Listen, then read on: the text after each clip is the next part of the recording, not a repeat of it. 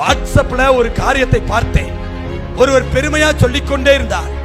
எனக்கு சென்னையில 10 சென்ட் நான் வாங்கி போட்டிருக்கேன், கோயம்புத்தூர்ல 5 சென்ட் வாங்கி போட்டிருக்கேன், மதுரையில நான் 50 சென்ட் வாங்கி போட்டிருக்கேன்னு பெருமையா சொல்லிட்டே இருந்தாராம்.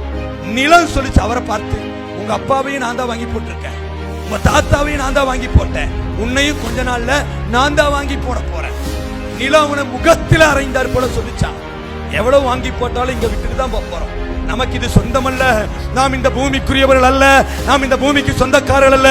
நம்முடைய குடியிருப்போ பரலோகத்தில் இருக்கிறது.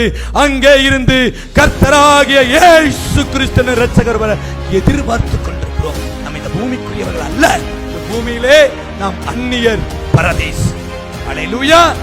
இந்த சிந்தை நமக்கு வேண்டும், இந்த எண்ணம் வேண்டும். ஆனால் நாமோ இன்னும் இன்னும் இன்னும் வீட்டோட வீடு, வயலோடு வயல், பொருட்கள் மேல பொருட்கள். கூடாது, கூடவே கூடாது. நமக்கு நம்முடைய சிந்தனை எல்லாம் உன்னதத்திற்குரியவர்களா மாறணும். நம்முடைய சிந்தை எல்லாம் பரலோகத்திற்குரியதா இருக்கணும். நம்முடைய சிந்தனை எல்லாம் மேன்மையானவைகளை நோக்கி இருக்கணும். பூமியில் உள்ளவைகளை அல்ல, மேலானவைகளை நாடு.